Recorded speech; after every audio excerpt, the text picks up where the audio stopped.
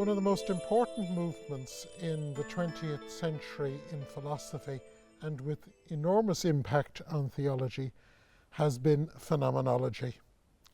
With me I have Conor Cunningham, and Conor is going to try and explore why is it important for us to study phenomenology?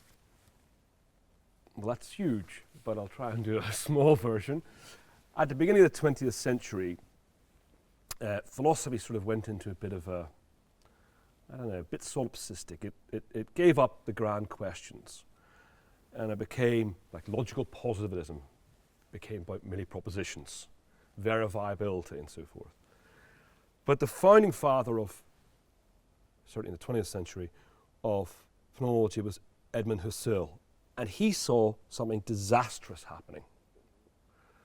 And the first disaster he saw was something called psychologism.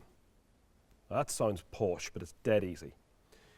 What that was that rationality was becoming wholly natural or naturalized. It became part of a species rather than the thinker participating in something called reason, which was objective. And this is what we'd call today ontological naturalism, scientism, so forth. And he thought that the phenomena of the world, what we encounter, was being lost. Dust was all that prevailed. Stuffy dust, probably at Oxford. And he said, listen, there's a rallying cry here. We need to return to the phenomena. We need to save the things themselves.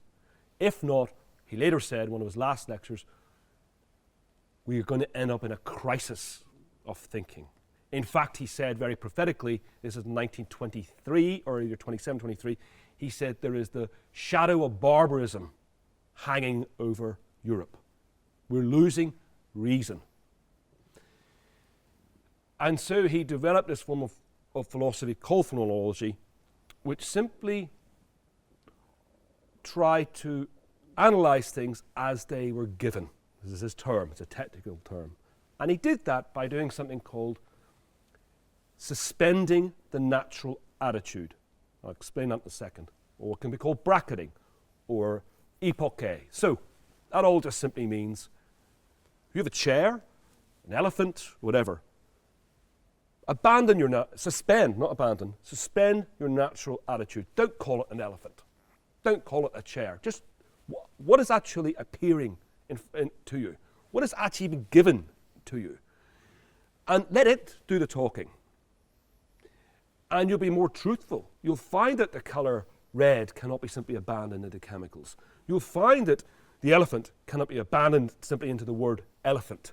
But this phenomenon, which before suspending that attitude we called elephant, we're not just having this phenomenon speaking to us, and we're having to be attendant to it. So we're going to save the phenomenon. He's not abandoning science. He's just saying that without this balance, science will lose itself. We'll lose the natural world. We'll lose ourselves. We'll lose first-person language. We'll lose colour. We'll lose thought itself. We'll end up in massive relativism. He did not want reason to be simply part of our biological psychology, even though, of course, he knows without a brain, without our evolutionary history and so forth, we wouldn't be able to think at all. But this, for him, pushed and pushed and pushed, where for him you were the consciousness and the phenomenon were in a dance together, and not one could dominate the other, because consciousness enriched the phenomenon, but the consciousness was only there because of the phenomenon, so there could be no domination. And this was an anti-naturalist philosophy. It was not merely ontological naturalism, and it pushed towards the sheer plenitude of reality, of lived reality. And this, in his efforts, very rigorously, he tried to push us towards a sense of appreciation. I mean, you see artists doing it, don't you, with bracketing things. You go to an art gallery, you'll see some, artist who'll turn a chair upside down, or Marcel Duchamp's fountain, the urinal, saying, look at this. Husserl's doing the same. So Duchamp's ready-mades are almost a form of phenomenology. You thought it was simply a urinal you peed in. Look at it. The fountain, he calls it, signed by Muff or something, I think it was. And he's saying, no, look, you've ignored this. You've just peed in it your whole blimmin' life. Husserl is saying you're doing that with everything. But by bracketing your natural attitude, you can start to pay proper attention to that which gives itself. One of the phrases, there's a major misconception about Husserl's phenomenology because he called it the phenomenological reduction. And of course, for us in English, the word reduction means to think, but he wanted it in the sense of reducere. Yeah. So it's almost back to the bracketing in a sense. It's exact opposite of reduction. It's actually expansive. It's to lead us back. It's about,